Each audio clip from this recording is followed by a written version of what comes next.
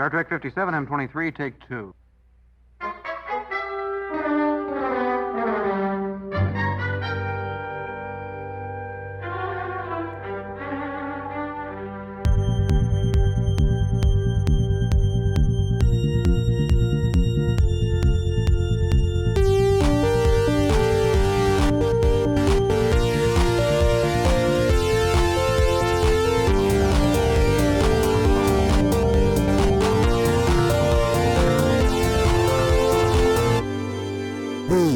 Star Trek podcast. You have no idea what it was like living under your relentless judgment. This wasn't about judgment. We had a bond based on mutual respect, based on you and I. You and I what? You betrayed everything I believed in. No. You wanted to mold me in your image, your mentorship, your affection. It was conditional. You dare to question my honor? I joined the Maquis because belonging there meant standing up to injustice, even if it meant betraying your beloved Starfleet. That was me. But you could never understand that because you confused morality with duty, and that, Admiral, is your dishonor. I believed in you. Only when it was easy for you. If I meant so much, you would have understood. You broke my heart. And you broke mine. I've never had those pink snowball things. Those pink coconut snowball. What are they called? Snowballs? I don't think I've had those either. Okay. Star Trek. Let's talk about Star Trek. Zebra cakes are fucking good. Yeah. They make these Swiss cake rolls that aren't Swiss cake rolls. They're like strawberry and cream cheese shortbread rolls. Oh shit. They look like they're Little Debbie. They look like the Swiss cake rolls, but they have shortbread, strawberry, and cream cheese. They're fucking amazing. Yeah, it sounds okay. about right. That has nothing to do with maybe in Star Trek they have. Let those it be somewhere. known. Okay. Maybe they'll have it next season at Lower on the Decks. Replicator. Yeah. Okay. I'm sure. Taco salad. All right. I'm sure the replicator. Thank you, Jesse. I'm sure the replicator will replicate any Little Debbie product that you would like. Mm-hmm. But it is important for us to start the podcast, the It's Got Star Trek podcast. Mm-hmm. This week we're discussing Star Trek Picard Season 3, Episode 5? Fascinating. Fascinating. Yes, it is fascinating. Thank you, Sir Patrick Stewart. Sir Patrick. I know what you really are. What episode is this? Episode 176? This Yes, must be this is 176 'cause last week- of the It's Got Star Trek podcast. Because last week Jesse thought was what's the word when you're really mortified? He was mortified because he thought it was 174 last I week. wasn't that mortified because it's happened a few times that I've But you miscounted. but you sounded more like upset than usual. I remember last week you were like, "Oh my god, Maybe I was what's a wrong with little me?" more self-loathing last week. But that's I'm in a more chipper mood. this well, week. yeah, because I was thinking it's no big deal, Jesse. You just got the number wrong by one, and I I was like, "Why are you still freaking got out?" the number wrong this week because I got the number wrong last week and I forgot that it was wrong. So I'm still off. I'm just saying. What number is it? I'm just It's saying. 176. Oh saying, shit! why were you so hard on yourself last week? Oh, that's just how it goes. All right. So Star Trek, that's what we're talking about this week, as we do. Congratulations. As we do every week. And as we do every week, Dan has sound effects and sound clips and such things. And Jesse has some sort of tinkly sound effects. It's madness over here. Madness. Okay, Dan, you will have to explain that to the audience. What that sound clip that sounded like a kind of like a sad lightsaber fight, like a real lazy lightsaber fight. Oh yeah, it kind of did. Yeah. That was actually Captain Shaw humming in the turbo lift. Do we know which bit of music, which bit of tunage he was humming? Play it again. I didn't think he was doing anything, but I'll play it again. I had to amplify it once in the sound things because it was really quiet. So right. I don't know if that distorts it. All but. right.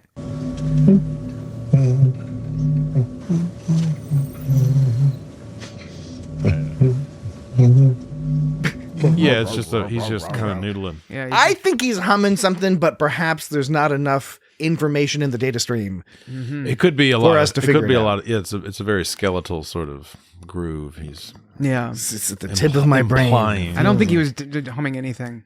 Okay. Mm-hmm. All right. So, Jesse, you said last week you were bummed out, but this week, how are you feeling? Did I say that? You said it was. Oh, I don't know. Yeah, I guess I just said I was in a more chipper mood this week. So Just feeling chipper. if I get exactly, yeah, just like that Captain Shaw, he's super chipper. Just feeling chipper. Yeah. All right. So now, Sometimes work is fun. now that we are getting into the meat of our discussion this of is the the meat. episode, So this is the meat bit. Taste the meat. I We did think- the intro Not the bit, heat. and then we did the meat bit. I think we need to take a moment to recognize the unspoken duo of Esmar and Tavine. Who's Esmar and Tavine? Esmar. Oh, the person and the other person. Yeah, exactly. The two people. There was one shot. I think it was from last episode. It looked like it must have been from a Star Trek movie because it was a shot of. I think it The was Starfield? I think it was Esmar, and she was in the shot was such that her face was like it was a semi-medium shot, but her face was in like the lower corner of the screen, and the rest was like console panel stuff. It was like, and it was all askew. It was like this looks very stylized. Like that was from like last episode, I think. I'm wondering if that was from a Star Trek movie. Yeah, or but this something. week we're talking about this week's episode, Well, I was talking about Esmar. which is called Imposters. I don't think we've said that yet. Imposters. Well, I was talking about Esmar and Tavine. Esmar is apparently from Hawaii, and Tavine is a Vulcan, and they both are light on the hair. Who are these people? These are people on the bridge. Yep. They're both light on the hair. Okay, I think I know of whom you are speaking. By that you mean they lack a lot of hair, not that their hair color is light. I didn't say they had light hair. I said they're light on the hair. Because there is that person You're right. on the bridge that doesn't have much hair. Right? There's a couple two. people, There's- and Esmar and Tavine. And they got Esmar some and pointy Tavine. ears. Yeah. But this week As if I'm an imposter. we watched Imposter. Well, the episode was called Imposters. Yeah. Previously, everyone had said it was going to be called Imposter. I even put together all sorts of fancy graphics with the term imposter. Oh, they fucked you up. Really? Thankfully, it's very easy to add an S and resave the file. Paramount. But Minus. then when it got closer to airtime, it was revealed that, in fact, the name of the episode was Imposters. So while not Ensign Rowe, Jesus. So the title was an imposter. Commander Rowe. Commander Roland. Rowe did say the name of the title. It was only sort of because they made it Imposters. As if I'm an imposter. Yeah, only sort of. I wasn't expecting good old Roe to come back. I was wondering if they were going to bring her back for some kind of reason. It was a nice But surprise. I really wasn't expecting. Yeah, Yeah, I it was a wasn't nice. It was a nice surprise. Yeah. So yeah, that was this episode. I Imposters. Yes, I understand. Episode I'm 176. not suggesting the they, podcast. I'm not Yes, suggesting it's got Star Trek podcast. I'm not suggesting they should have done this for the episode, but it would have been kind of interesting had they had the time to do such things. But I understand their scope is elsewhere, so it's nice to say focused. But if we had gotten a little more backstory on like Rose's whole situation joining the Maquis, because like that was pretty much introduced We to didn't. us Yeah, like. this episode. Well, so not. Well, there was a little bit in the, I guess, in TNG. the penultimate episode before All Good Things. Mm-hmm. I'm overcomplicating this. The episode before All Good Things. What is this? This is background sound. The episode before All Good Things was this episode that featured Roe going undercover, Right. and this whole thing that Picard and Roe talk about. And at the end of the episode, Picard looks all sad and bitter and angry. And what's kind of fascinating He's is heartbroken. it's a very good episode. And part of the reason it's a good episode is it's end of TNG. Deep Space Nine's going strong at this point. Voyager's about to start. Star Trek has gotten a little bit, particularly with Deep Space Nine, a little bit more into the questioning the Federation action. And a lot of the audience watching would be like, oh, no, Roe is 100% correct to join the Maquis because the Federation is supporting this sort of colonial attitude. It's fascinating and awesome that they decided to resolve that storyline. Yeah, it is. Because it was just kind of like this late season 7 episode right before All Good Things. It's like, okay, that kind of sucks. Yeah. I guess we'll never find out what happened, and we totally end up finding out what happened. Right, and that's what I'm saying. They could have replaced some of the exposition with an actual. Well, sorry, I didn't mean to whistle. Oh, it's Habit okay, of man. mine. Have you been watching Lady in the Tramp? Are you Yeah, a like that beaver? beaver on that? Yeah, Lady in the Tramp Beaver? Would you like some wood, So I was also sir? on Robin Hood. Oh Would no, you I'm like not. a big bundle. I'm of not wood? Uncle Joey. Dave Coulier. Did you ever see that show? Cut it Yeah, that out. fucking show. Yeah, Out of Control. Yeah. Wow. On Nickelodeon. Yes. We are old. He's a Canadian fella, isn't he? Yes, he likes hockey. Yeah. He likes hockey, and he's from up north. In French. From So- Is he from Toronto? I don't know, but we're not talking about that. Okay. we're talking about. We're talking about Star Trek. I was saying that Star Trek, which is Star Trek. a lot of Star Trek is filmed in Canada, but not Star Trek Picard. So I was saying that they could have actually played out some of that Yeah. exposition. Instead of having exposition, they could have played out a separate scene. Because they do that in shows sometimes where they'll break off and they'll show someone They do leading that up. in this show. But the problem is it only works sometimes, I've noticed. Some shows it doesn't work so well. Other shows it does. I could think of examples, but I don't know. I But you think refuse Alf? to reveal any of those What examples. about Elf? so. I watched The Walking Dead for a bit. I recognize it's a I recognize it's a terrible show. I couldn't say I've never seen a So- single episode of it. It's okay for a few seasons, but it just keeps going. Right. So, but I would watch it just because it's something to watch. Anyways, there was one episode where they were in this prison and there was this guy Yeah. called the governor, and they gave this whole episode like arc for this governor leading up to that moment. Was he named after the device on a car that limits your speed to like nothing above Why do you 45 ask miles per questions hour? that you know the answer to? And that answer to that question is what the fuck? I don't know. It was all spelled like Probably not. governor. Thank you. I appreciate it. That's helpful. I haven't seen the show, so I wanted to make sure. Anyways, I was going to say in The Walking Dead, I didn't think it worked that well. I saw what they were doing. It didn't work that well. Although I think that The Walking Dead, not The Walking Dead, Last of Us. The Last of Us, I think they kind of a did. show that I did watch and very much enjoyed. And they did they did do that, not in quite the same way. Yeah. But they did do that, sort of. You And mean they like weren't- with flashbacks and other things like that? yeah, it sort of led up to the moment. It's like oh, now we're gonna follow what led up to this moment from this character's perspective. And It's a there's other stylistic shows- thing that can work There's sometimes.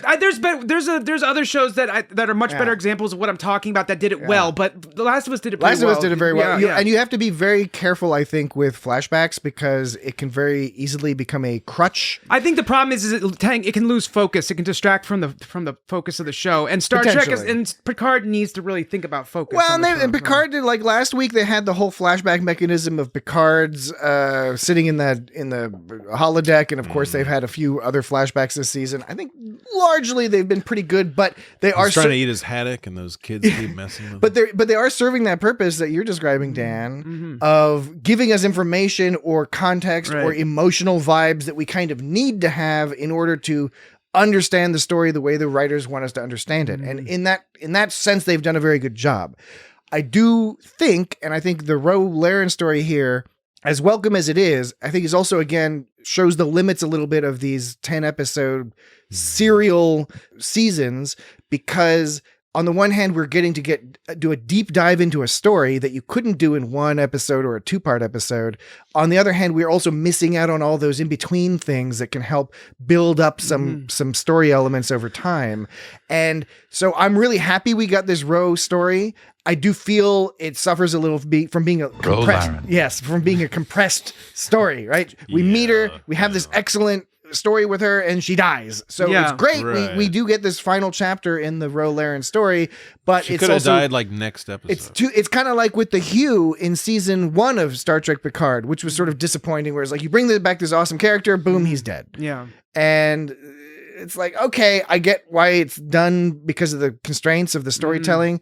Doesn't make it like it doesn't make me not feel a little sad. Yeah, about I it. would have kind of liked Ro to get more of a send off, I guess. than But that. it's pretty badass to do a suicide run on a ship. That's Okay, but that is yeah- kind of awesome. Yeah, but that ended up like she like shot them in the foot with that one because like then Riker was like, oh, they're gonna frame us for this. So Ro Laren crashed into the nacelle. They were going to get them either way. Ro Laren knew it. yeah. She disabled the ship from being able to chase yeah, them. you can totally outrun that shit. She did it didn't backfire on them at all. I don't know about that. I actually critique that line that Riker had because I think it introduces unnecessary confusion.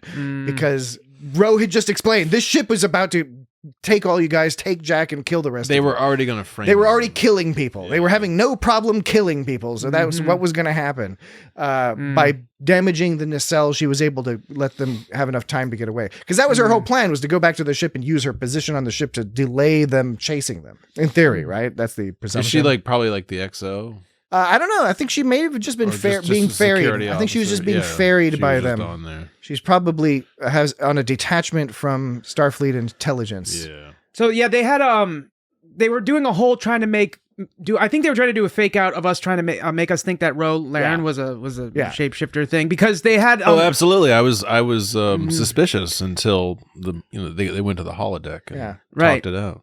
So yeah, they because there was this part where Beverly goes. No DNA represented whatsoever, and yet there's blood-like plasma. So they can do blood, right? This changeling could pass Organs. the traditional blood test. And then with Rogue, they cut that up with immediately after Her doing the blood test thing. yeah, which is Let's get this out of the way, shall we? and right they're cutting blood. You see blood, row blood everywhere. Blood or no blood? You blood. Your Bajoran earring. So And she didn't have the well, earrings. So that was the thing because it was like they were supposed to make us think we're smart by being like the blood, but that doesn't prove anything because Changelings are everywhere. because the changelings the shapeshifters can now do the blood now, but at the same time, and being like you got us, it might be them because the blood doesn't prove it, and then it's finishing it up with she's not wearing her fucking earring. A quick aside. What sound effect was that? I don't know. That wasn't. Called horror. I thought that was something. Yeah, I think I'm enjoying these strange new sound effects that Jesse's So- introduced. That one's kind So of there was like two But- two things that tried to make it sort of push that, but at the same time it was kind of a little. They pushed a little I have hard my on it. minor side point nerd nitpick, which again for newer listeners to the show, these are meant as fun, playful things. I don't mind them. And how does a traitor stand here posing as a commander in staff? posing. My minor nerdy As if I'm an imposter. nitpick that does not really affect my enjoyment of the show, but I am going to point it out because that's what we do here. Okay, Is that's what we do. Got a here. pointy finger. that during the Dominion War on Deep Space Nine, the changelings had already figured out how to like get around the whole blood thing. That's not new news. The blood thing never works in Star Trek. Right? Somebody always figures something out. Well, were they it able- worked but initially, were they- and then they came up with some way around Were it. they able to level up and do organs like they did in Beverly? I don't know if they really specified that, But that wasn't part of the Rose scene, so it doesn't matter. Yeah. So they should have already. So I know why they used it here because it's a way to ratchet up the tension a little bit. Again, I mentioned there was an example last week that was similar where it was like, okay, you're bringing up sort of lore from Deep Space Nine that people who are fans of Deep Space Nine will enjoy, but those are also the people who are going to be aggravated when that lore is misused. Right. Whereas other people wouldn't necessarily care. Again, all the story points and the story beats they were making here made total sense, did not impact my enjoyment of the show. But Sounds like you have a problem with this season of the Picard. no, I very much enjoy this seison of Picard. No, it's kicking okay. ass. You don't have to. It is. I'm just- It's kicking okay ass. if you don't like it. No, we're doing our jobs here. And our jobs, we are three white middle-aged men. And our jobs are to A, have a podcast, Yes. requirement number one, and B, Find a purpose for our nitpick lives. about things we love.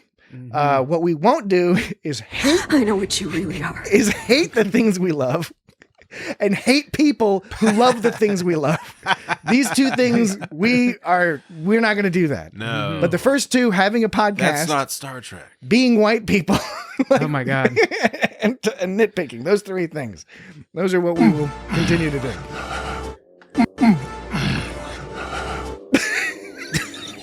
Sounds like somebody's hungry on that. I think I'm hungry, man. All right, so for a little behind the scenes fun times, Jesse was demonstrating some of these sound effects to These are- Dan and I earlier, except these are not the sound effects he demonstrated to us. He demonstrated jaunty tunes and zap Switcheroo. So, zaps like- and stuff. so Well, are you- those are the lame ones I couldn't use. Are you? now No, he's no. playing digestive Have sounds. you even listened to these? Or are you just testing them out? Like, No, I have listened to these. They're all like 30 seconds long. That one's pretty low key. It's like, you know. Oh man, no. That's only a couple seconds long though. Yeah, that's a good one. It's funny because we're recording this on March 17th, which happens to be St. Patrick's Day in the United States of America and elsewhere. And you're playing like Halloween, like Halloween theme songs. Regardless, doesn't matter because this is an evergreen podcast. People can pick up this podcast Evergreen. and listen to it any time. At some point in the future, there's a strong possibility that someone will be listening to this podcast around Halloween time. So the horror sounds can be fine. We should play some sort of winter jangly tunes as well, just to cover all our bases. This is another one that just goes on. Oh my gosh. I like that one. Okay, this is like. That's like the almost Star Wars. It's like not quite. All right. So, Dan, get us back on track here. What's wait, what? Is that Jack Crusher? What's he saying? Is he saying put it in? What is he saying? Well, stop. Well, it just in. listen. I'm listening, sir. You don't know what part of the episode that's from? I don't know what he's saying. I'm guessing it's Jack. I know what you really are. I'm guessing it's Jack Crusher, but No, Jesse, do you know? What was the question? Oh my God, the sound effect that I've only played for the last minute straight. yeah, but it all runs together. It Oh, starts yes, to- right. No, I don't know. I what's have no that- idea what the hell What's that that term is. when you say a word over and over again and it starts to lose meaning? Toboggan. It's like Toboggan. it's like sort of like vocabulary tumescence or something. It's not tumescence. That means like a swelling. It's Sidney LaForge yawning at the beginning before she starts talking about dream version of Sidney LaForge. There's 3 versions of Sidney LaForge in this episode: dream version, yeah. a dead changeling version, and live vomiting version. So it was. She's talking about the RCS and ICS were already in whatever that. Oh, means. yeah, right. That's some good old Star Trek talk. Right. I did not record the throw up sound because that's too gross. I like squishing goo. Squishing shapeshifter goo is one thing, but like last week, that's what you were playing on. yeah, but that's okay. But actual throwing up is that's gross. That's. I mean, I think it's proven or not proven. It's asserted by many that that's considered to be one of the grossest sounds. Like Not cool to do it on a podcast. No. But the goopy goo is cool. Just pretend it's not throw up. So is Jack? So we got to think, right? Is Jack a shapeshifter or some kind of hybrid, or is he a sleeper agent? What's his deal? He's not a shapeshifter because he's their son, unless he's not actually their son, and he was programmed to believe that he's their son or something. I don't know. There could be many possibilities. He's got some kind of shapeshiftery sense. Yeah, going on. and he was taught, Or it could just be danger sense. Yeah. There's a lot of options. Something happened. well, and when we hear Vatic, he has something very wrong. with Vatic him. is telling him to come home, so. Yeah, right. Is it Vatic? It sounds like Vatic. It sounded like I could be thought- I wrong. thought Well, it because was- on the I closed thought it was captioning Vatic. it says Beverly at one point, but really? it doesn't have it does not have a name associated with all the voices. So in terms of looking for clues, I thought it sounded like Vatic. I thought it did too, but I could be wrong. I've been wrong before. they've All right then. they've structured the season such that all sorts of ideas and theories are popping up, which have interesting support, or they have different levels of support in the text. But the thing is, it could go a lot of different ways. People are talking about the Pa Wraiths because of glowing red eyes and all that stuff from Deep Space Nine, and the Pa Wraiths hooking up with an infest because they could get inside people, so they could get inside Jack, or they could get inside the changelings. Pa Wraiths. So people are talking I about. didn't even think about that. That's pretty. People are wild, talking about man. Borg businesses. He got Borg Yeah. nanites because of he's nanites, the son baby. of Locutus. Is there some? Did Beverly do some sort of genetic engineering or something because he had some weird disease? Did he have the nanites in his spine? I don't think it's Pa Wraiths or sperm nanites.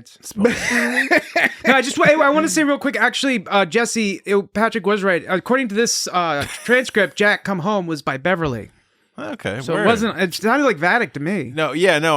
What do I know? I'm just going. So that changes everything. So maybe he was just remembering his mom being all just- like, "Don't stay out too That, late." well, I mean, But, that I mean, literally Jack, come home, that you're- changes. That literally changes everything to me about that subject, because I thought it was Vatic saying that, and now that I find out it's not Vatic, I'm like, that totally it's doesn't mean different, it. It's yeah. totally different. But it could also be who knows? It could be an error for all we know. Like it's not out of the question that it could be an error in the person he putting could together be the just really the messed business. up by it, but beyond Well, our comprehension. So he was able to do some kind of sleeper agent beat 'em up tricks on those shapeshifters. Oh, yeah, and he dude. didn't know they were Yeah. shapeshifters, but maybe he was programmed by the shapeshifters to just beat 'em up everyone. But because his goodness is there, he beat up the shapeshifters and he doesn't know his powers or what he's capable of, but his instincts told him to beat up the shapeshifters. It was a survival instinct. It was some born because they were identity- coming after- born yeah, identity it was business. Like, yeah, dude. But the question is, hasn't he done that for the rest of the crew? And is it because he has some in his head? He remembers he's like some kind of good guy. Like, what's the motivation behind his sleeper agentness? And Well, what's the catalyst to getting him to hurt someone? Will he hurt good guys and bad guys alike, or does he just We're go for the meant to bad think guys? he's worried. Everybody gets hurt, man. He's worried that he might hurt Right. some good guys, right? Right. But similar to the Rose situation, that could just be a red herring. Even within this Yeah. episode, it was a red herring because yes, he's wearing the Starfleet uniform. Yes, he's Yesy? beating up. You said Starfleet Yesy. people. Yesy. Hey, Yesy. Yes. Hey, Yesy. He's beating up some Starfleet Yes, people. He's murdering them. In fact, he's killing them left and right. But Those are dreams. of course, it's all. No, I'm saying he does it in the dream, but then he does do it in real life. But the red herring aspect of it is that they're actually bad people. They're the goo people, the goo guys. The gooey guys. They're doing that. They're doing that thing where they say They're from the gooey where they're making continuum. it a dream, but they you don't know it's a dream, and then later on, but they're nice. As the episode goes on, you start to figure out the clues that make it a dream, and that clue being that the screen goes ka-chunk, does that little chunky noise. Yeah. But like they keep doing that thing, like oh my god, he's killing everybody. It's like oh, it was just a dream. It was just a dream. But when he kills those other guys, it could be that there's some progressive thing happening within him, and that he's as time is going on. Well, that seems apparent. Well, no, but I mean, it does. I mean, that's one option, but it could also be something else. It could be proximity to something. Maybe something was activated when he was in proximity to Vatic. Maybe he was activated in proximity to Jean-Luc. Maybe there's something. So there are other things that could be going on to explain this behavior. He could be, he could be being puppeted from afar. He could be infected or inhabited by some other co-being that only now is in a situation where it's like, oh, I've got to protect myself against these people. I'm not worried about these other people because it's not true life and death yet, because it's not the changelings or whatever. However, regardless, whatever it is, I'm excited to find out because the storyline this season has just been really fun, and you can come up with all these theories. A lot of them next episode you find out are totally wrong, but there still remain other theories or new theories come up that are based off of the new information you get, and that's fun. It's like a fun time. Some good old TV, man. The risk, of course, the danger of doing this is that you get to episode 10 and the resolution's stupid. Yeah. Thus far, I don't feel too worried about that. Mm-hmm. We have had a little of that, not maybe hints and flavors of that in the first couple seasons where there was some shenanigans Some and weird behind the worms. scenes stuff and a little less than 100% satisfying conclusions, a little scatterbrained. I don't think that's going to happen here, but that's always possible. It could be that all this stuff we're talking about comes to nothing. I hope not, but it could be. So the speaking of like the Jack and the dream sequence. So there was the Red Vine sequences, right? The Red Vine sequences, and then I guess As opposed to the Twizzler sequences. no, the Twizzler sequences would probably be much superior. And I agree. You and I are on the same page. A little There's like goop- there's a little red chewier. door. Red door Not sequence. everyone. Jesse's not on the joke, I guess. No, The Red Vines versus yeah, Twizzlers joke. Twizzlers all the way. Yeah, you're. I don't think Jesse. Jesse heard us. I don't think Jesse eats Twizzlers or Red Vines. I heard you. No, you just didn't say anything. You were just like looking like I eat licorice, black licorice. Okay. Yeah, he does. Yeah, Jesse that is true. Jesse eats those licorice sticks. Oh Yeah. man, Just like takes the stick Stick off the licorice on the licorice ground, tree. off the dirt, Yeah. digs in the dirt and pulls Yeah. out a root and starts chewing on it. Jesse could any given weekend you can just find Jesse just digging around in the dirt, just digging up Rooting. I'm rooting in He's the rooting dirt. around in the dirt, just digging up live grubs and swallowing them whole. Grubs. So Jesse's Licorice. Jesse's a giant beetle, a Kafka-esque beetle that hangs out with us and Gregor does, Samsa. and does a podcast. He does a podcast with his big clicky jowls. better than clicky jaws. Oh, I hate when I get the clicky jaw situation. All right, I got a little carried away there. Yeah, you did. Anyway, back I at think the it was a ranch. valuable, content. Right. Well, I was speaking of goopy stuff. This is the sound that was playing when the vines were surrounding Esmar's head.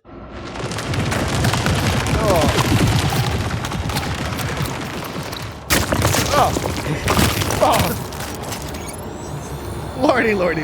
It's like well, That's freaky. that was like goopy vines, like vines crawling and goopiness at the same time. What I really am impressed, and I hadn't noticed until you just played that. I'm really impressed that they were able to, yes, there's a goopiness to it, but they were able to incorporate that side. If you've ever been working, Jesse would know this, given his penchant for rooting around in the dirt. When you're like removing you're digging up some ground and you find a root, and it's like a long root that you sort of start tugging on it, and it's pulling up out of the ground, and it makes that kind of like, it makes that sound. Well, It's that's like, I think that's that's but without the goopiness. Well, that's what I was saying was something similar, was that it has goopiness mixed with like roots growing at a fast speed. It makes you feel like roots are growing. I get, which roots is growing, what it was. roots growing is a similar But concept. like I guess tearing the roots out. But that's a sound But I've heard. yeah, no, I've but- heard that Yeah, the point being is like, yes, these are. That sound. This is a tree adjacent sound that we've both heard. You were about to say a treeist. No, I wasn't gonna say that. I was gonna say tree adjacent. Tree adjacent. Don't put words in my mouth. Tree tangential. I don't think it's a tree adjacent. Tree-gential. sound, I'd say, Tree-gential. Well, I was saying it sounded like roots. He was saying it sounded like roots growing. He was talking about like pulling on roots. I don't know. It was a Rudy sound, a fast Rudy sound. Rudy? A fast Rudy Rudy Tooty? sound. Can you play the Rudy sound again? Judy, Tooty. Judy, Tootie. Tootie. Like a tootie. because you confuse morality with Judy. Judy. Because you confuse morality with Judy. Judy. Judy. Judy. Judy. Judy. All right. That signifies to me that it's time for us to take a break. And when we return, we will continue our discussion of Star Trek Picard, Season 3, Episode 5, Imposters. We'll be right back.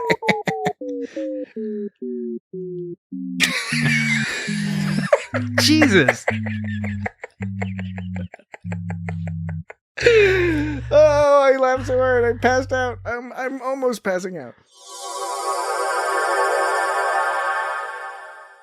Okay, we're back. We're back from the break that we just took. From the sound that could have been half as long.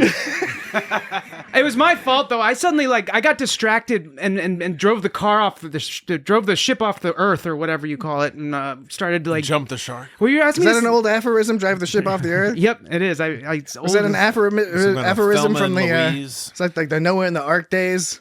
Don't drive the boat off the ship. Yep. Or don't drive the ship off the planet. Yeah. Don't drive the boat off the planet. Mm-hmm. Whatever you do. Oh yeah, we Don't sail to the undying lands. To the end of the earth. Don't sail to the undying lands. Don't fall off the edge. You can't go. You're not going to die. The mortals, they die there quicker, just peacefully. Lord of the Rings. All right, sorry, Dan. Go for it. Are you finished? Yes, please. I hope so. Yes, sir. I know what you really are. Just we can move on to topics, but I just want to resolve something. We were talking about the roots growing. I was saying it's Roots radical? tree adjacent. Jesse was like, it's not tree adjacent. I wasn't sure about what that meant. I just meant a tree Rudy sound. It's a Rudy Tooty sound. And then Jesse, I was trying to find a better term than adjacent. well, okay, that's why I said a Rudy Tooty. But I couldn't because I'm an idiot. It's a Rudy Tooty sound. Oh, and then Patrick said play the root sound, and that's what I actually started doing. Yeah. That sounds like some roots all busting up the earth. Yeah. That's good. So when you were saying play the Rudy sound, I thought you meant a person named Rudy, and which is ridiculous because you had the root sound, and I'm the one who called it Rudy, referring to a root. Yes. But then I was like, Rudy, that's like a root, and you're like, yeah, play the Rudy sound. I was like, who's Rudy? We all have those days. What Dan. you looking at, Rudy? We all have those days. Like, not every day is going to be a winner. Yeah. Okay. All right. What we have a lot more to discuss about this episode. There's all this other stuff going on. We're getting hung up. Oh, is there anything to say about Beverly Crusher? Yeah, there's a lot to say about Beverly. So Crusher. remember when I was talking about changelings and shapeshifters? I was like, you think she's a changeling? No, when I was talking about more of the what is it? The etymology of the word? Is that You the think right she word? stuck a changeling into What's the Jack one? to What's fix the him? study of bugs? What's a That's entomology. Etymology is the words. Is the roots of words. Yeah. Not the roots of Rudy. Yeah. Oh yeah, Beverly. So I was talking about the word itself because I was saying The word Beverly? no, word the itself. word changeling because remember Odo was always like he would always call himself shapeshifter, and I think it was implied. I don't know if that's true. He did, and he would imply. I think it was implied that changeling was kind of like not a great thing to say. I can think of specifically the last DS9 episode we watched where they went down to Shadow Play. Which is one of the best episodes of the podcast we've ever done. Is it? Yeah. You're just saying that. That's I'll go with subjective that. opinion. I'll go with that. I would argue. No, I do you actually believe that, or are you just trying to get people to listen to that because we're talking about it? I think every podcast I'm trying to get people to we listen do to it is because it's the best podcast episode we've ever done. You're not just saying it because we're on the topic of it. One of the best. What about I'd the say. pickles? No, because the pickles is good, but that's not Star Trek. We did an episode called "It's Not Star Trek, It's Got Pickles." It's not. That's really good. But got in terms of our Star Trek episodes, It was all green. it's subjective, of course. It's subjective. Different people will have different opinions on things. Star Trek by the Numbers. That's another really fantastic one. That's a bonus. When did we episode. get into an ad for our own podcast? That's what a podcast is an ad for itself. No, it's not. Listen, That's how this whole man, it's ecosystem capitalism. No, but I'm saying You get people to listen No. long enough to trick them into listening again. Ideally, you trick them into listening to old episodes no, too. you're twisting shit. This is how the whole entertainment system works. You're being silly and It's how you create art under capitalism. I think it's a good episode. you're exaggerating to make. We a point. have new listeners who they come on board because they're like, oh, they're talking about Picard. I want to listen to Picard. For those new listeners, they might not have given our older stuff a chance. If you're going to give it a chance, Shadowplay. Paramount Plus played like 2 ads before. Oh, I am glad you brought this up. It's they're both infuriating shitty. me. It's infuriating me to have Who watches 2 those other minutes, shows 2 on 1-minute Paramount? ads. Oh, and you know what's extra shitty about it is not only do we pay for a non-ad version of this service and get ads for shows on the service, it's always this. It's always 2 ads. The first ad is a show that I clearly have zero interest in. Absolutely And not. any good I have negative interest. data stealer, like all these corporations are supposed to be good at stealing all our data and forming these profiles of us. Well, Paramount, you're not doing a good job of it because you're showing me ads for some nonsense that I'm not interested in. Why don't you know that I don't want to watch? And by the way, you don't then need to follow it up with a 1-minute ad for fucking Star Trek. Yeah, right. The only shows I'm watching on your service are Star Trek. I'm watching all Star Trek. So you don't need to show me the ad because I'm going to watch the Star Trek, except I'm going to be aggravated that when I watch that Star Trek, you're going to show me an ad for the Star Trek I just watched. I watched some of those IMAX movies they have on Paramount. They do have some other The good stuff. Smithsonian. Yeah. And Key and Peele. Yeah, so that they've increased the ads is frustrating. It makes me wonder how they're doing. It's frustrating because they're doing the thing where Amazon does, where they stick shows for a service that you haven't paid. A lot of services are doing that now. Yeah. Some less more than others, but this will straight up have in their top recommended shows. Yeah, something you have to pay for. Something you have to pay for. The one constant is usually in these channels when they show the top featured shows. Those are things that are on the service. But like Paramount Plus shows, the featured shows are shows that they don't have. They're on like Showtime. And it's like, come on. Anyways. Buy the add-ons. And also it's slightly annoying. Come on, Paramount. And it's slightly, Plus. It's time to start building bombs. It's Paramount minus. So when the Star Trek does the cold open, what it's doing for me is it's bringing up, I don't know if it does this for other people's, but on the Android TV device I have, it's bringing up the pause, not pausing the thing, but it's bringing up the menu, the play and pause and then menu. it blocks part of the screen. So I have to like press back to do it, and then like when it goes to get rid of it, or it goes away on its own, but it's annoying. But it just blocks the screen on the cold open. Then when it shows the intro to Picard, it shows skip intro, keeping in mind that the intro to Picard is about 5 seconds long. So no, I don't want to skip the intro on that. And the actual the title opening is super short now. Yeah, that's what I'm saying. And so like they don't need to bring it up then. But then what they do again after they get back from the skip. I guess I thought you were talking about the recap. I'm sorry. Oh no! Well, I'm sorry. I meant like the actual intro. Yeah, the actual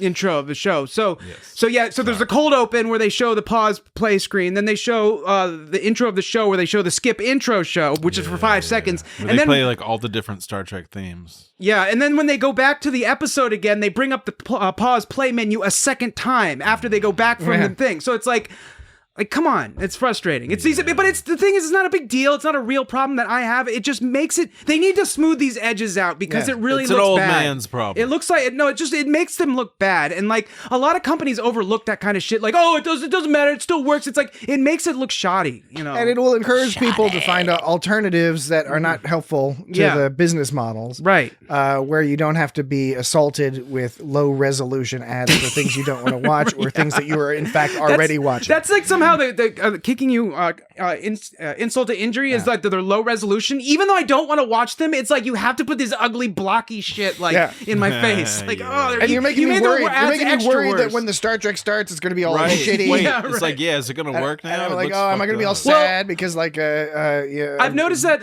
with me, Liam Shaw is going to be all blocky. Well, I've noticed that when his pinchy face, his cute pinchy face is going to be all blocky, and I'll be all sad because it'll be a low resolution pinchy face. If I go back a few steps while I'm watching Star Trek, it takes a few seconds for it to stop being low res. Like it's not as blocky as the ads, but it's low res, and then it takes a few seconds. And my other services don't do that. Anyways, unacceptable. Now it gets wacky.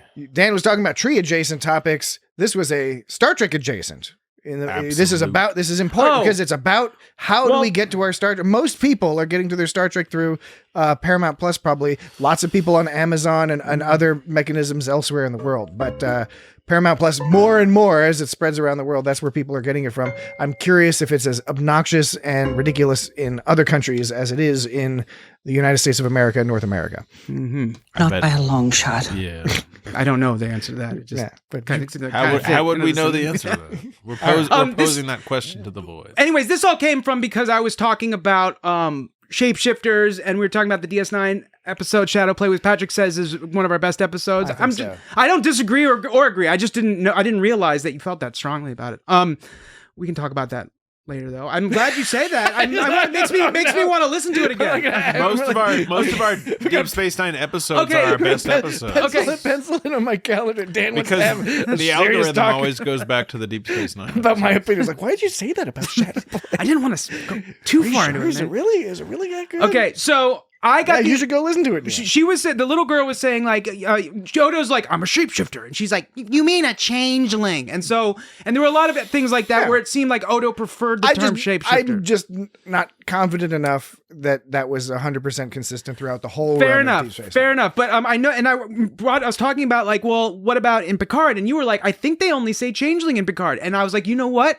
You're right. I think they only say changeling. But check this out. For the record, the subject is a suspected shapeshifter. She said that's Beverly said shapeshifter. But Beverly, maybe she's a shapeshifter. But well, no, because maybe that's the clue that she's a changeling. She might be because not 50. Because if you're right about changeling being the racist thing and the prejudice thing to say, then maybe she doesn't like saying it. Maybe, but so she no, says shapeshifter. but not 15 seconds later. Typically, upon death, changelings revert to liquid state. Maybe she remembered herself and was like, "Oh, I got to call them changelings." Maybe that was the clue. How long has Beverly been a changeling? Well, to Claire, I don't think she's a changeling. That is a theory that's going on out there. I agree with the folks. There are some people who think that Beverly might be a changeling. I don't buy it. Because, and to be fair, there is something she's holding back. There's something we're missing with this whole Jack thing. There's something seriously wrong with Jack. She had a good argument for why she didn't tell Picard about Jack. However, even then you felt like she wasn't providing all the information. Yeah. Here we get more evidence of that because I think in that last scene with Beverly and Jack, when she's asking him, she's like, "Oh, by the way, how did you fuck up 4 changelings?" Right. He's like, "Well, I didn't know." Yeah, she's like, "How did you know they were changelings?" And he said, "I didn't know." And then he says, "I think there's something terribly wrong with me." Right. She's very subtle about it, but she's nodding. She's like, yeah. There's something wrong with you. And I don't know if that's just recognizing that something's clearly wrong with him, or if it's her saying, yeah, I kind of know there's something wrong with you. Do you think there'll be a reference back to the beginning of the episode, or the beginning of the first episode where Beverly and what was presumably Jack were in, because she had Jack locked away. Now, I guess we're led to believe that she was trying to protect him, but maybe she was like, knew that he would like turn into like a super sleeper dude and start fucking shit up. Maybe. And she locked him away like he was the Incredible Hulk or some shit. Yeah, no, that's 100%. So I don't know. Who knows? Maybe we'll find out. Well, I mean, because like if what you say, if what you're saying is true about her, being like looking at Jack and being like, yeah, you are fucked up. I mean, yeah, she could have gathered that from this episode, but at the same time, and also, by the way, she could know something and still not have known that he was going to turn into a Born Identity sleeper agent. Totally. Who knows? We'll find out. But I liked how all that played out. I liked Jack's acting with the fighting, but I also liked his reaction acting because he looked like somebody who's like, I don't know what the fuck is going on. Yeah. I think they sped the fight up a little. It looked like when they shot the dude at the end, it looked like they sped it. But it was pretty cool. 100%.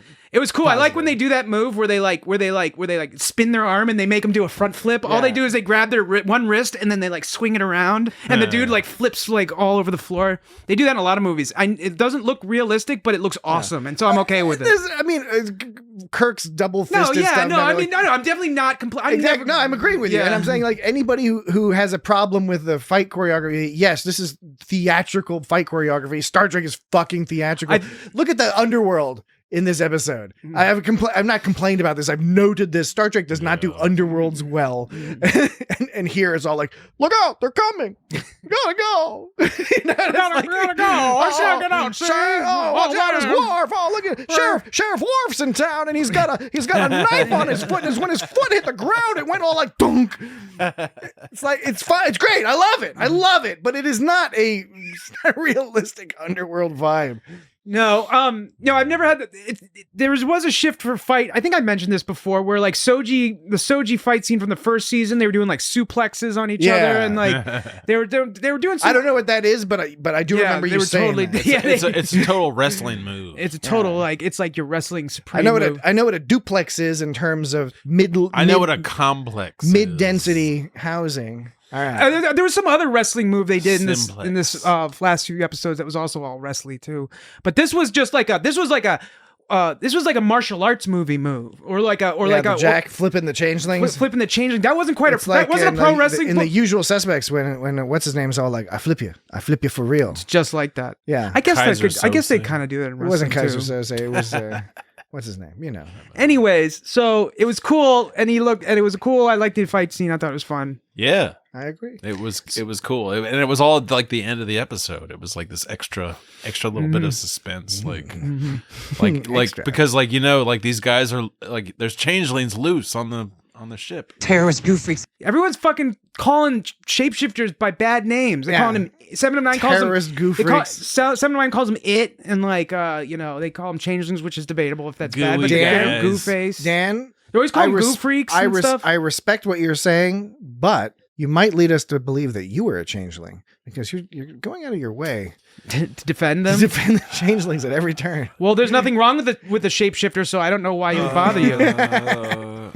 Why would I care? Are you from like the gooey continuum?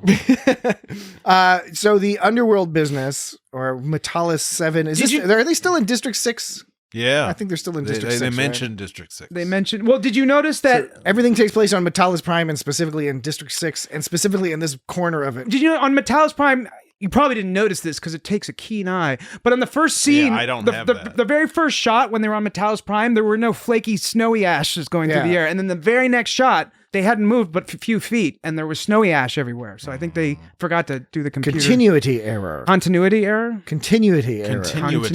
Continuity error. Conceptual. Congratulations. Continuity error. We are now the alphas of District 6. I didn't like that line. Yeah, that was weird. I wasn't sure what was going on there. And I wasn't a big fan of when Raffi like had an outburst and started yelling at everyone, being like, "Hey, we're two tough people here. We're gonna get you if you don't tell us what we want to know." It was not smooth. Yeah, and I couldn't tell if Worf was making a face or not. I couldn't tell, or if he was. That wasn't Worf. That was Michael Dorn. He was making. Michael Dorn making the face. Just like again, Star Trek does not do realistic underworlds well, and that like, extends to our lead characters and how they act in there. Yeah, it was weird. Like that whole like, yeah, we're the boss of you. You got to tell us what we want to know, or it's curtains for you. The rest of it I loved. Yeah, it was good. Once it shifted into the samurai movie version with Worf doing this is straight out of a Kurosawa type thing where the guy who knows he can kick everyone's ass comes and does the meditation pose to lure the bad guy out and make the bad guy feel overconfident. I think they did that. They did that on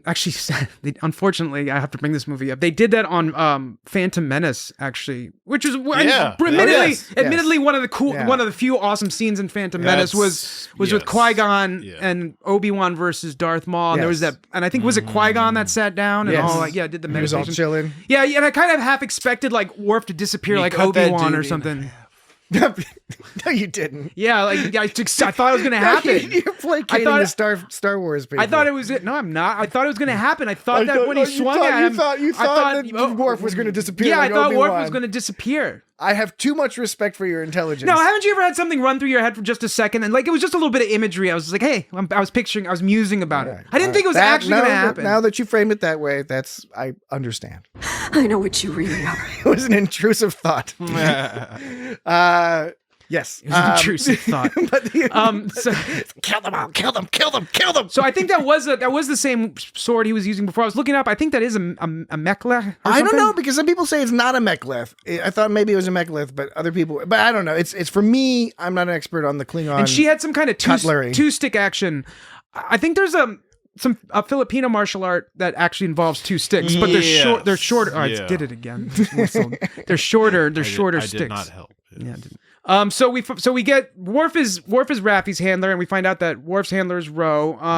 And so now we have another situation, and I was never really that bothered by it to begin. at the start, but it is kind of like, okay, but we are in another situation where now we're just finding the next person in line to look for. It's like Worf was just like, oh, by the way, I know someone else. You know, before it was like, well, I knew this guy, and that guy didn't lead him anywhere. They just told him what was happening, and then they were like, how do we find out what's happening? And Worf's like, well, I know someone else. So all Worf has to do is keep saying like, I know someone else, and that was sort of, it's a dungeon adventure. yeah, and it was explained, but it was reinforced and explained by the fact that at the end they open up Ro's like reports, and Ro's life work is like Ro has a ton of fucking reports about the corruption in Starfleet. He has the Mariner style board with strings attached, you know, pointing to all the different things. This is just a more sophisticated version of that. When is Geordi going? I don't know, but so I figure that's, I guess we can explain why Worf just happens to know all this shit because she gathered all this shit. How she gathered is not important, but it still like feels like the story's getting a little pushed along by like, okay, here's another thing that's happened. Oh, by the way, someone else, I know someone else. Let's try this. So I read the thing. It was we know about Kryn. Starfleet Intelligence Record number 15811356955.3P-CB. He's Kryn. He's classification F-46226.982-CSU. Is that a bad one? It's a long one. I'll tell you that much. It required 2 of them. He's a kingpin of the Valashi crime syndicate. He specializes... He's a velociraptor? No. He specializes in high security infiltration. He's wanted for multiple counts of grand theft, racketeering, and murder across multiple systems. I didn't like using multiple twice. Yeah. I thought you could fix that, writers. Yeah, they could have... yeah, I agree. That's a good point. I didn't think about that. You want to avoid that. You want to avoid using the same word twice. I often notice that. I didn't in this case. Planet of origin, of course, we don't know anything about him. Planet of origin, services unknown, date of birth unknown, height unknown, weight unknown, sex, eyes, hair unknown. But he is known advocate of Sneed of Ferenginar is a known advocate of his. That's all we do know. His arrest date is not applicable, nor is his verdict, sentence, release date. He's still at large. His location is District 7, although they're in District 6. Yeah, I like that. It's like I'm from the district over. Everything happens on this planet. But also basically what they found out last episode was somebody broke into the Daystrom Institute, right? Isn't that what we found out last episode? And this episode we found out that he knows how to do it. How to get in. He knows it. So are we going to do a heist situation? Well, we'll see. We'll see. A minor heist situation. Yeah. But it was funny. Speaking of multiple reuses of things, near the beginning of the episode, Worf's all talking about... Need I remind you that Daystrom Station is guarded by a sophisticated AI system.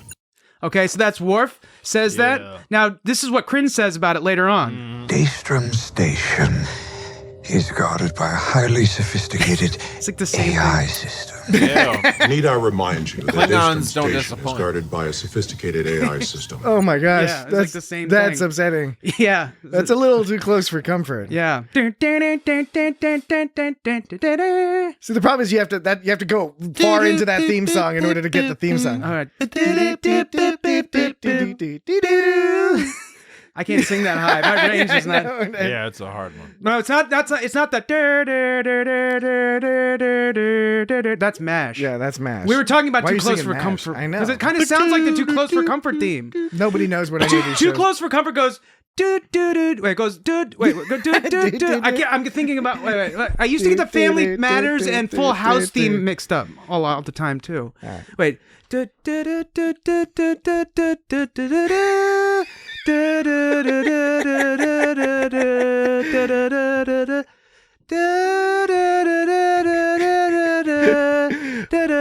You've almost got it there, buddy.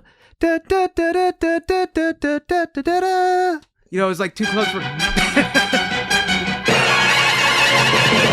I know what you really are. I'm the changeling. That's what you've been hinting at this whole time. Before we lose sight of things with this Too Close for Comfort business, Kryn was great. I love Kryn. Who are you, Trip Tucker the Third? I'm Trip Tucker the Third, and I love Kryn. Kryn is great. Kryn, okay? When it comes to Vulcans, I love nothing better than a Kryn. Hey, Kryn! You got any cat? I don't have any cat. I got a couple of dogs. Y'all need any dogs? I got some Vulcan dogs. I got a Sailot. I got a Sailot named Ichaya. Dichaya. Ichaya. All right. Oh, there you go. You looked up the themes to Too Close for Comfort. Okay. There it is.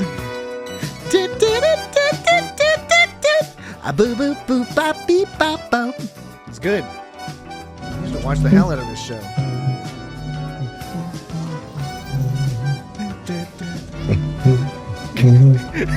Yeah, maybe that's what he was humming. Yeah, maybe Captain Shaw was humming the Too Close for Comfort song.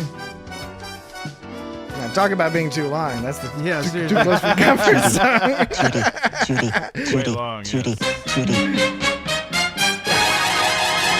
Row, Laren. Row, Laren. Row your Laren. No, what I wanted to say about Crayon is that this is Crayon with his Sometimes work is fun. crawfish. You just boil up a big old bowl of crawfish with crayon. Come on down for some crawfish and crayons. Everyone. Crayons. My friend Crayon. You're saying crayons? Crayons. I got some crayons, Crayon. Hey, Crayon, I got some crayons. Hey, crown time, Crayon. Crayon time, Crayon. Go crown me, Crayon. Dan. Now, it's not that I don't like what you're doing. Okay, sir? It's Oh, that crumbs.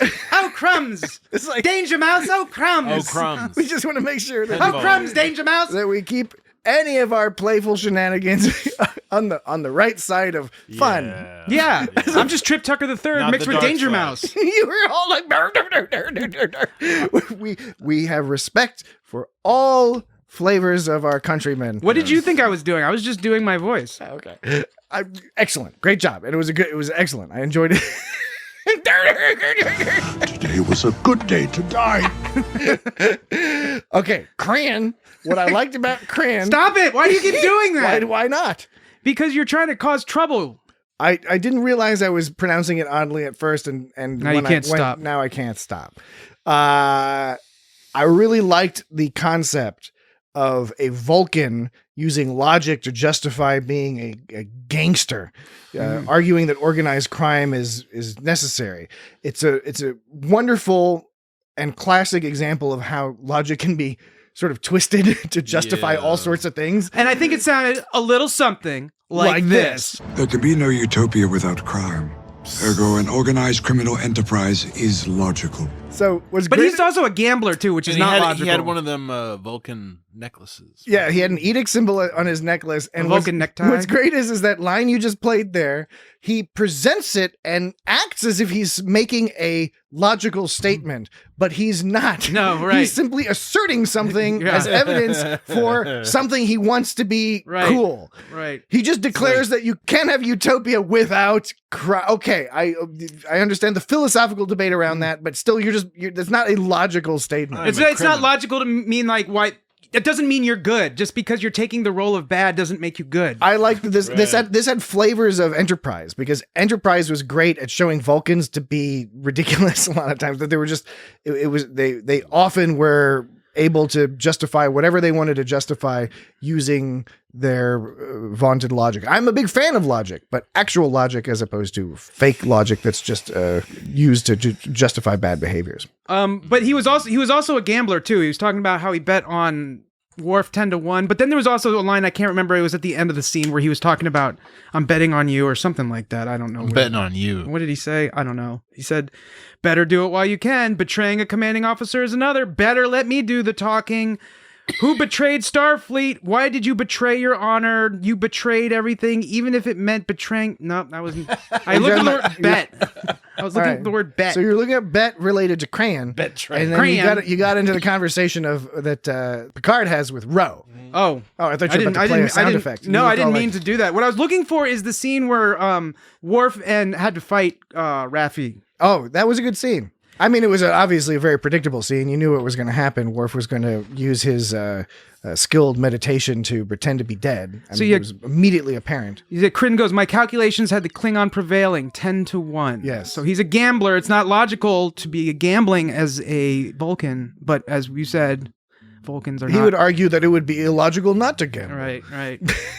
Because I say so, human. Of course, Worf wasn't going to win. I thought it was interesting that there was anybody betting on Raffi at all. And all I mean by that is that Worf has... Those are the real gamblers. Yeah. You bet on that you want to make the money. Right. Because nothing against... Because they were down 300 Quatlus already that evening. Quatlu. Nothing against Raffi. It's just Worf is a Klingon who spent his life studying like hand-to-hand combat. And he's Worf. And Raffi is not that. He's not just Klingon. Yeah, he's Worf. Worf. He was in the... He didn't... Wasn't it Jem'Hadar? Didn't he beat like 10 Jem'Hadar in a row in DS9 in a battle arena? And that one Jem'Hadar was like not even when he could have killed him, he refused to. He's like, I could kill him, but I couldn't defeat him.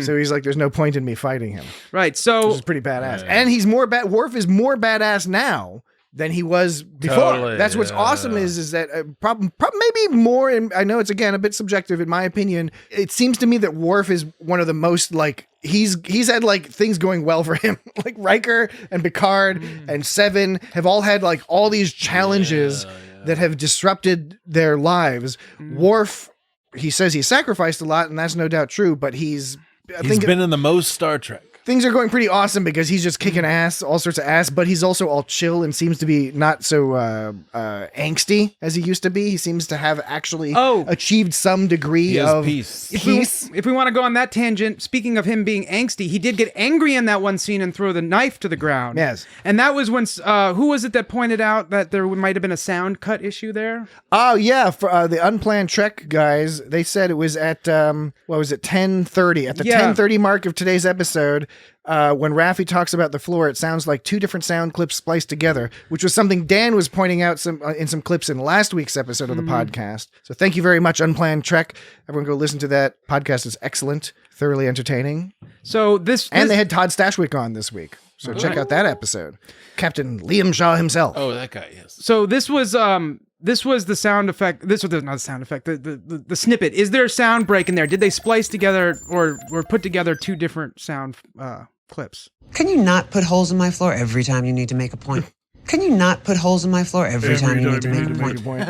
Can you not put holes in my floor every time you need to make a point? I don't know. It's hard to say. Actually. It's hard to say because that one it could be an acting choice. It could be a splicing. It's hard to say. It is hard to say, but I can see. I can play it again. See it. No, I don't want to. It that works for Raffi's typical manner of speaking. You know, like her rhythm and stuff. Right. Well, can you not put holes in my floor every time you need to make a point? Can you not put holes in my floor every time you need to make a point? Okay, well, here's another Raffi one. This is one that I found that I'm not convinced is, and it might not be, but it sounded like she didn't get enough time to breathe for this to be possible. That means as we speak, there's a bunch of terrorist goo freaks out there. As we speak. That means as we speak, there's a bunch of terrorist goo freaks out there. That is as we speak. That means as we speak, there's a bunch of terrorist goo freaks out there. I can't tell though. Yeah, it's a hard one. That feels. That sounds a little bit more jumpy. This one is called Not by a Long Shot. Somehow, this is Beverly. This is another one. I'm not sure. Let's see. Not by a long shot. Somehow. Maybe that was. I don't know. Not by a long shot. Somehow. I don't know why I thought that was a sound issue. It sounds like the beginning of a. Because you're mad. It's like a shave and a haircut. Two bits. Wait. Not by a long shot. Somehow. 2 bits. I got it. Wait. Not by a long shot. Somehow. Yeah. Not by a long shot. Somehow. Yeah. It's 2 bits. We haven't taken a break. I think you guys are mad. We need to take another break. So we're taking a break now, and then more tomfoolery and hijinks when we return in just a moment. It'll be almost instantaneous for you folks. Could be several hours for us. You don't know. Let's find out. We'll be right back. Oh man, this is the one that goes on. Like, should been done now.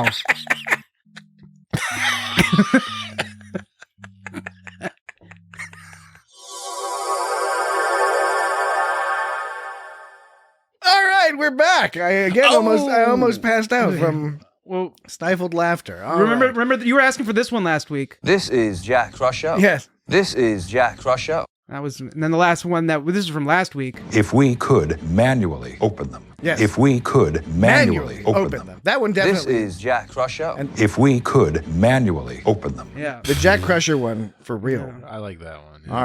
All right. So we're back at the ranch where we're talking about Ye old fight to the death. What'd you guys think about that line? That one I didn't mind actually. Yeah. I don't know. Because don't you hate that, Patrick? Aren't you always saying like ye old is stupid or something? It's because it's a mistake. Right. Because they're mistaking the thorn with the thorn E, which was pronounced the for a Y. The thorn is often mistaken as a Y. The thorn is an archaic letter. It's a different letter. It's not used these days, but it was a letter that represented the archaic TH sound. So when you say ye old, you sound silly. I think the other thing. Oh wait, I'm not going to get into that. That's a tangent. I'm not going to get into the whole you thou thing because that's another whole thing. But if you want to go, that's a different. If you all want to have some fun, go look up you versus thou, and you might find you're surprised at what you learn. You might. We should do a different podcast, like some kind of It's Got English or something. I'd be down for that. Original. That would be funny because you actually have an English degree. I do. So they fight, and this is Worf grunting, which I played earlier, and it doesn't really pan out. The fight, even though it was predictable, the fight was fun. Yeah, I thought this was well choreographed. A Klingon never disappoints. That the whole like a Klingon seldom disappoints by Cran, and then Worf coming out is like a Klingon never disappoints. It's never disappoints. It's an Arnold Schwarzenegger line, but it's great. It works perfectly. So he totally killed everybody. Oh yeah, badass. I think. Well, you would think that they would just like the slice noise. Yes, I would say there's like. I'm not sure why the power was cutting out. That might have been a little bit overkill, but I feel like it was fun. I feel like the odds should have been more than 10-1. It should have been like 100-1. Worf. 100-1. Okay, but that's fine. But do you think Raffi's not? No, she's not. She's no slouch. No, she's not. And I'm not saying she is, but I'm just saying Worf is a fucking obsessive hand-to-hand combat Klingon, best of the Klingons. Like. That's nothing to laugh at or scoff at or proof at. As the comic book fans would say, the comic book fans might say that Worf is occasionally OP'd. Video game people say that too. Overpowered, yeah. They're always saying that about Borderlands. And be like, the gunslinger's OP. Yeah. All right. So it was a fun fight. It was it shifted into this the Gunzerker, samurai movie.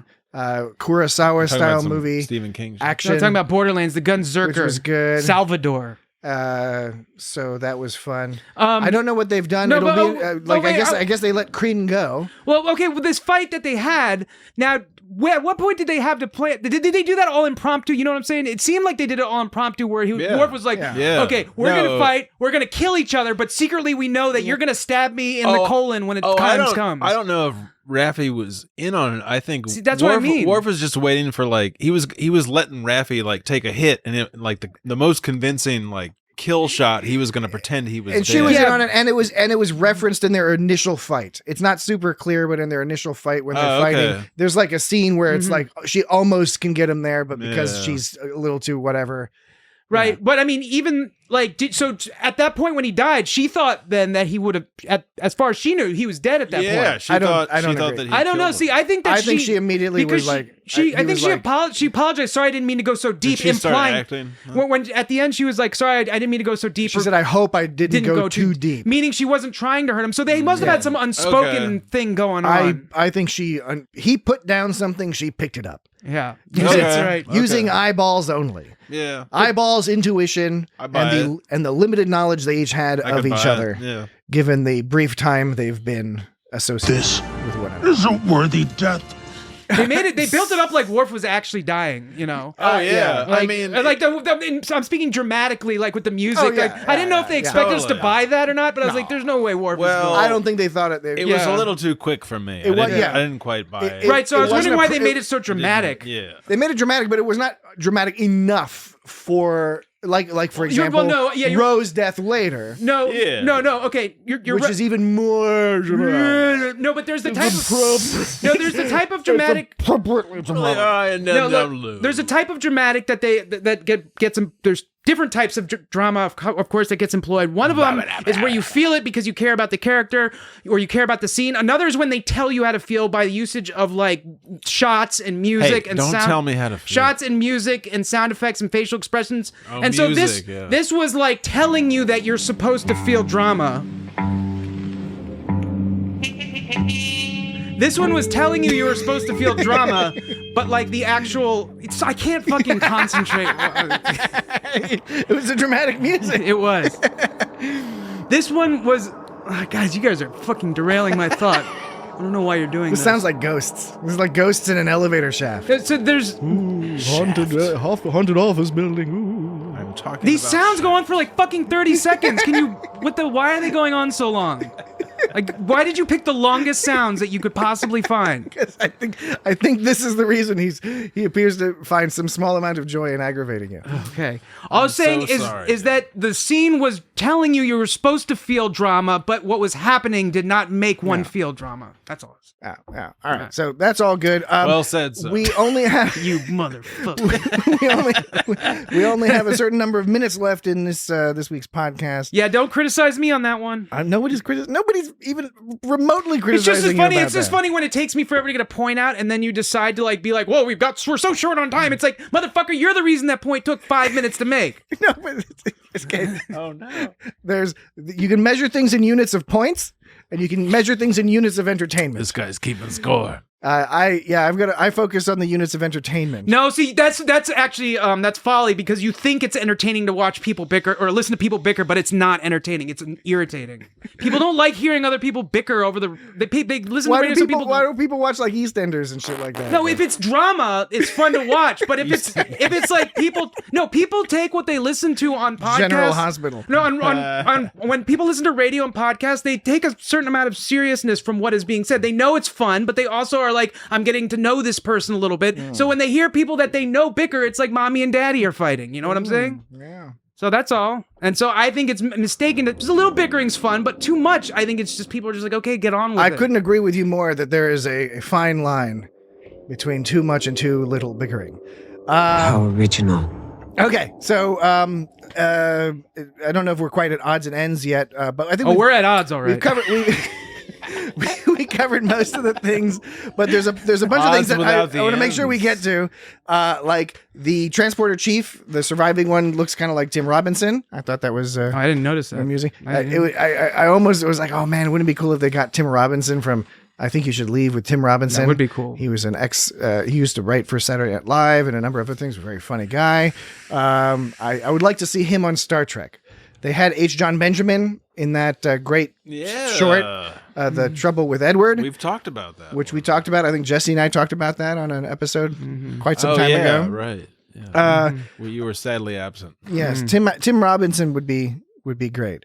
I also noted I wanted to talk about the idea that the transporters seem to be shady. Like increasingly, like they have. Remember, Dan, you were talking about like all that Vine energy and played that awesome sound effect. Yeah. That was also like in the transporter room, and then Commander Rowe was suspicious of the transporters and didn't want to use them. Laren. Yes, Rowe Laren. She didn't want to use the transporters. So, is there something going on, transporter style? Is that another red herring? Or are they just trying to toss it out to make us think that there's something going on? She referenced it briefly. Like, are the changelings replacing people during beaming or something? Yeah, I don't know. Maybe they're just things are like malfunctioning because.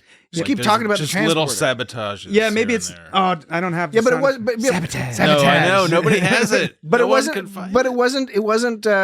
Rowe, Commander Rowe. It wasn't a sabotage thing. She specifically stated that she didn't trust the transporters. Right. There's something along those lines. Well, I hope we find out what she means by that.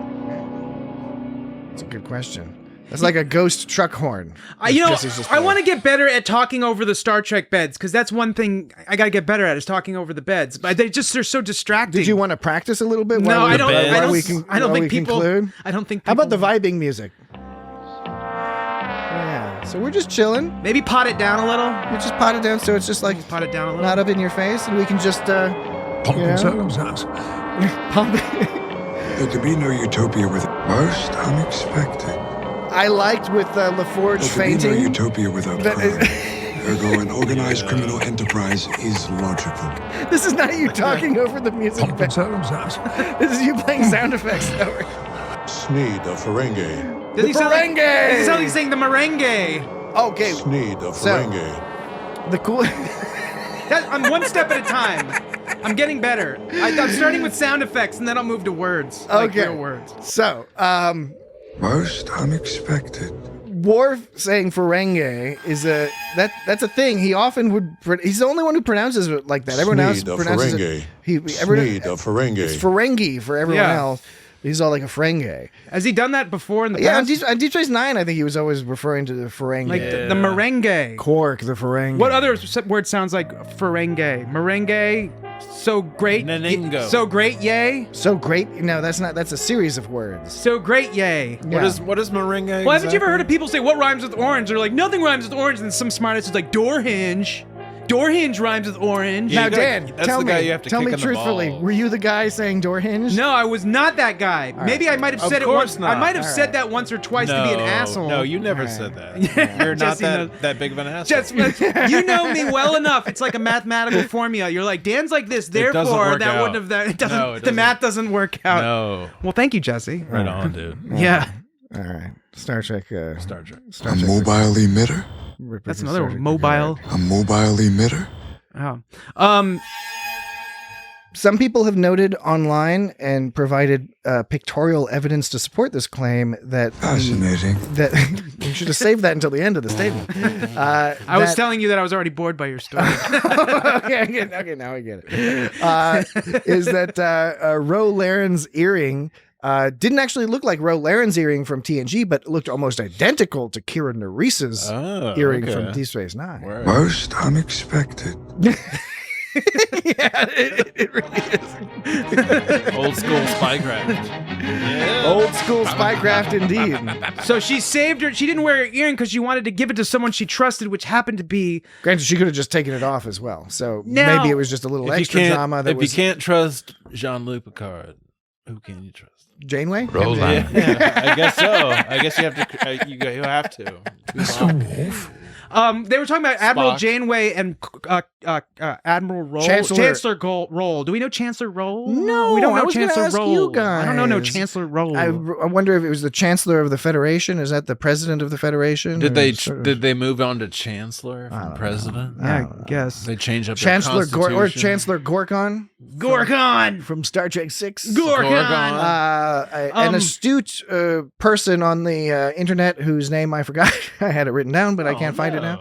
I believe it was on Reddit, noted that in this episode, they play the ship's bells chimes a couple times. The only other The times... ship's bell chimes? Yes, and I don't have a copy. I don't have an audio You're not talking version about of the it. bosun's whistle. Not the bosun's whistle, but they sound almost like a dim, like almost like a grandfather clock or something. You hear them in Star Trek 6 a few times. You hear them briefly in Star Trek 2. They're just sort of like these, like You hear them in Star Trek 6 and then you hear them briefly in Star Trek 2. It's very like the ship's bells. It's better than Hell's Bells. Hell's bells. Hell's Bells. Hell's bells.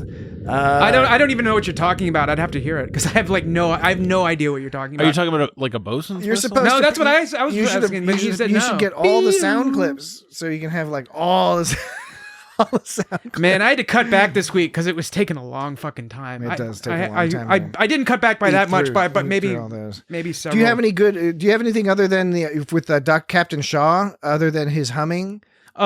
I might. First I want to, before I forget, Picard was talking about how him and Ro, they were both talking about how Picard was a mentor for Ro. Yes. Did they ever really put that across in TNG? Yeah, it was like there. a mentor situation. I mean, I know they were into Ro, and she was a special case because she was like, willful, but she's capable and good-hearted, but she's also hard to deal with, and so there was a love for her because of that. I just didn't realize it was like a mentorship. Both Picard and Riker, yeah. because Riker had problems with Ro to begin with, but a lot of those problems that Riker had with Ro were because of characteristics he saw that reflected in her that were like similar to his own characteristics. So that was his issue, but I think Picard really did respect her and really was in a position to want to help her. I thought this was another speech where Ro throws all these truths in Picard's face, similar to what Beverly was doing a few episodes back. A lot of the whole Picard series has been people sort of explaining things to him and being like, dude, you got a lot of shit wrong in your life, or you got a weird view on some of these things. Every now and then it's unfortunate when the drama is one of those things that could have been resolved with communication. The reason why it works in this case, I think, is that you can believe that Picard wouldn't reach out to people to communicate and resolve these things, right? With Ro or with Beverly. If it were another person, if it were Worf or Geordi or Riker, maybe, you'd expect they'd try to reach out. and see what's going on. Picard, you can buy into. He might be like, well, they don't want to talk to me, so fuck them. Yeah, I just won't talk to them. And now he's learning. Maybe he didn't approach things in exactly the right way. Yeah, I didn't. Jesse doing a hearing test. These are bosun whistles. Oh, bosun's whistles. Okay. Well, for Shaw, They were British. For Shaw. There was the part where I will first read you some quotes so we can, because these were references to past episodes. The part where he was going to turn them into the people. When he was taking him down, he was talking about how he was like, oh yeah, Just feeling chipper. because he was going to turn him into. So he's like, I'm gonna get you, and I'm gonna give you back to Starfleet or whatever. Remember that? Yeah. And so he was talking about. And then Riker and Picard were like, oh, they'll remember that we saved the galaxy and we're awesome. Yeah. And he's like, so there were 3 situations he mentioned. He's like, you remember that time that someone hot dropped the saucer section of the Enterprise D on a planet? Star Trek Generations. Or the time someone threw the Prime Directive out the window so they could snog a villager on Baku. This guy's been reading Harry Potter. I think that was Insurrection. I think, that's what I read. No, I know.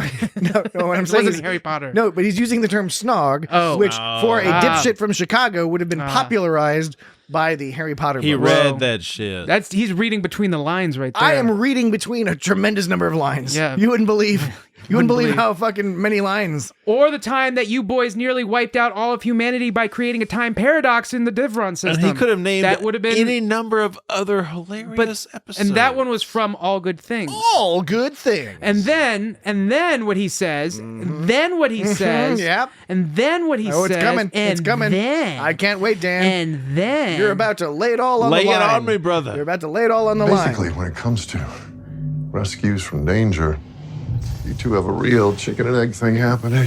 It's like the chicken and the egg. Will, the chicken and the egg. he just mentioned Very well done. mentioned the all good things, and then the chicken and the egg line. I like the that. chicken and the egg. Will, the chicken and the egg. All right, it's very late in the podcast, but I think with that officially we provided a service to the world with you pointing that out. I know. Excellent. Everyone is a better person now For having listened to this podcast. It's to make up for when I to make up for the When I first wrote- hour and 23 minutes of this podcast. or last week when I cut together a compilation of Captain Hansen or Commander Hansen with a song by Hansen. I like that. That was probably one of the worst things I've ever done. No. I thought that was from an artistic It perspective. was a service. That improved the world. frequencies open. Sorry. That's so funny. Yeah. I mentioned it, and I don't know if there's time to play it. Is there time to play it? Yes. The Hansen song? No. No, you don't need to play We that mentioned right it, and now people are going to be like, what is he talking about? now. They can go listen to last week's episode. That's a good point. This is Jack Crusher.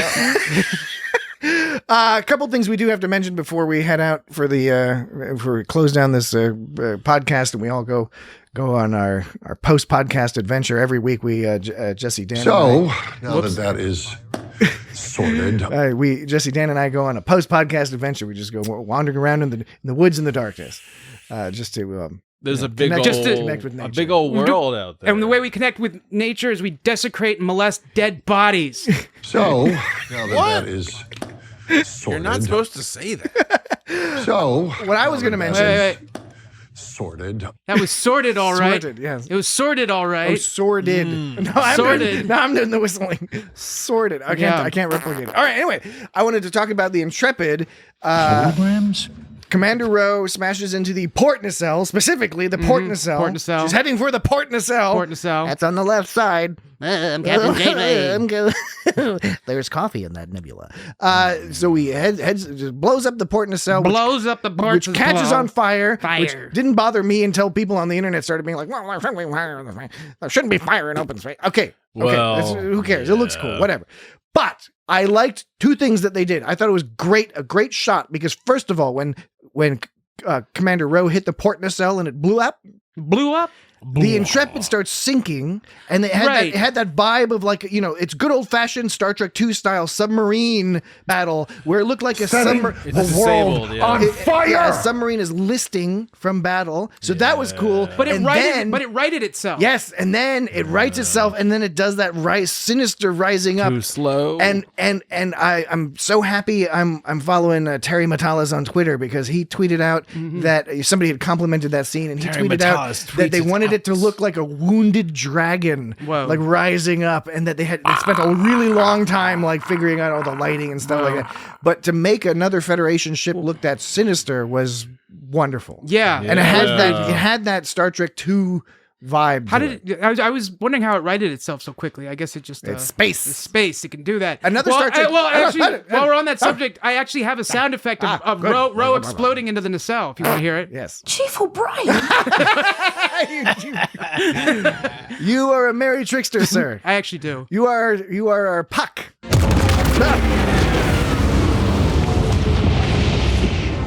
That was Ro dying.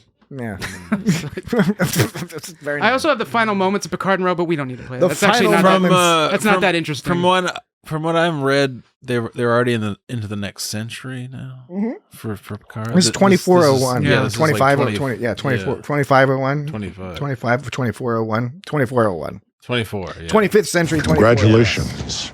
We know math and calendars. We know math and calendars. We know math and I calendars. know calendars. You want to hear what it sounds like to shoot at Raffi while she's a mobile emitter, being mobile emitted? Sure, why not?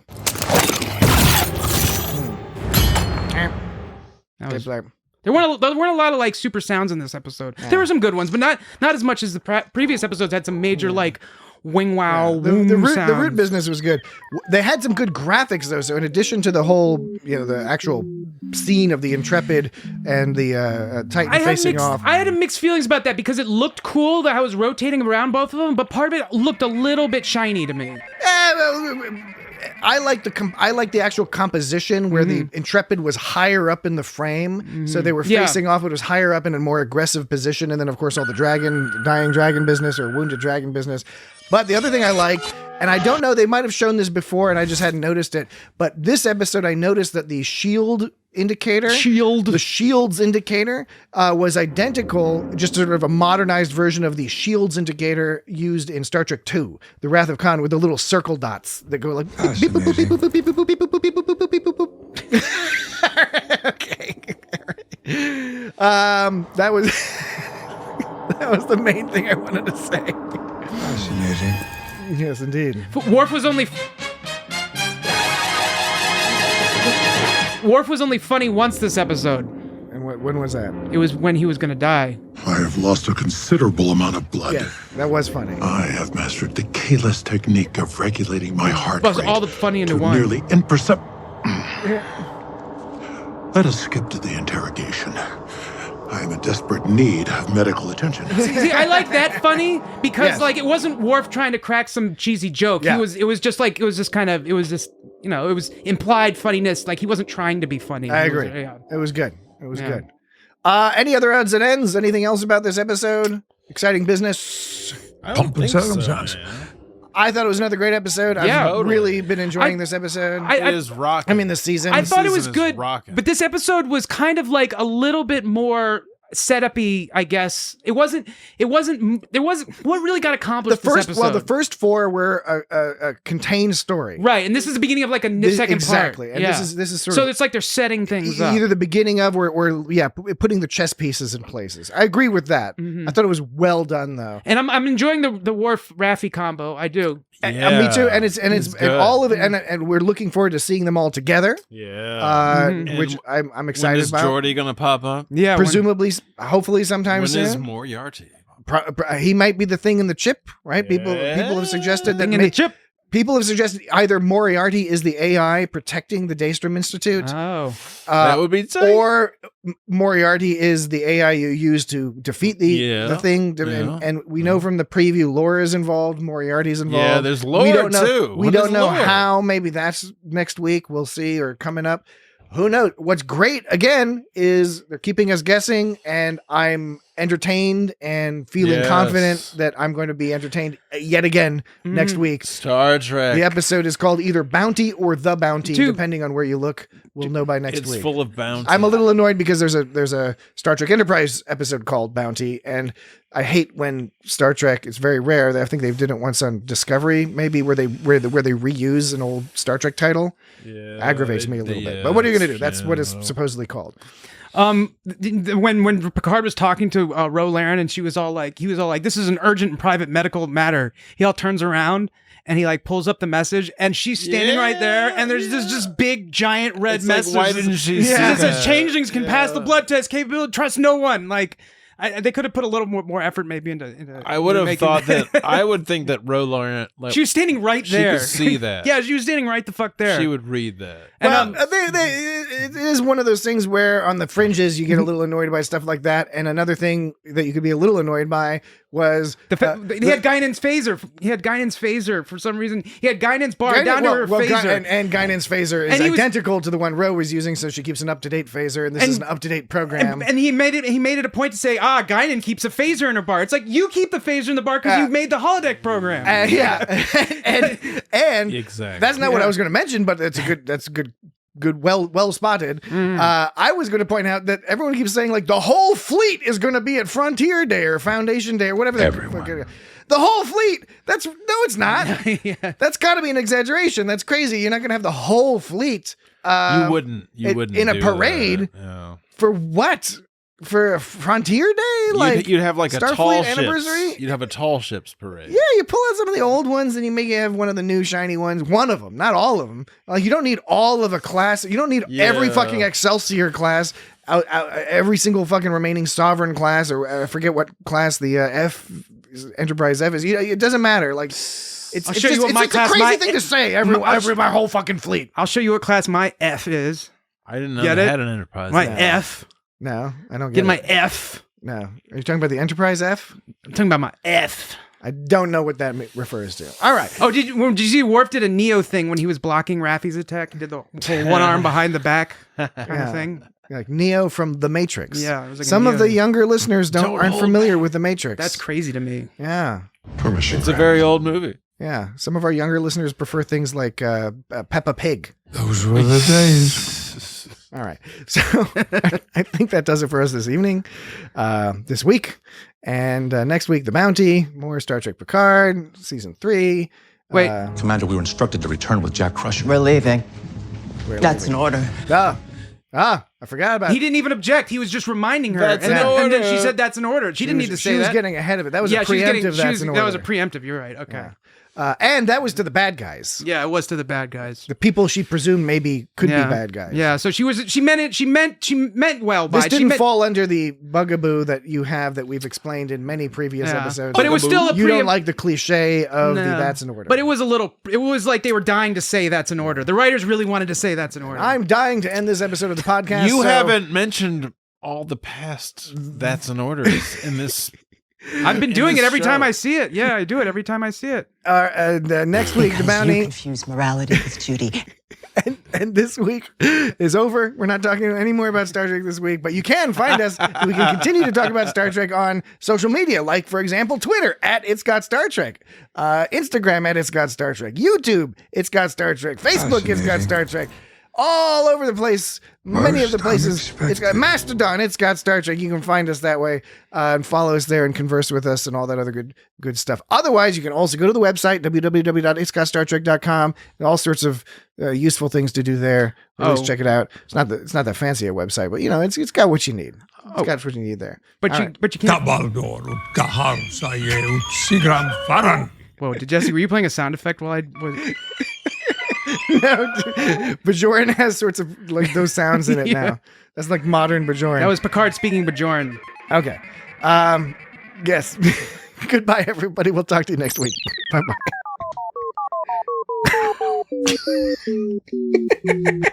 So stupid.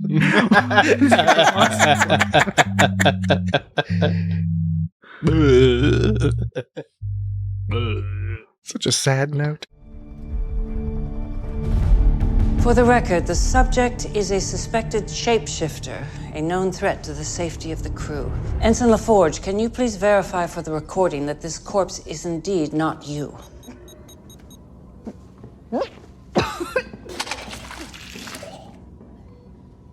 For the record, Ensign LaForge has indicated yes.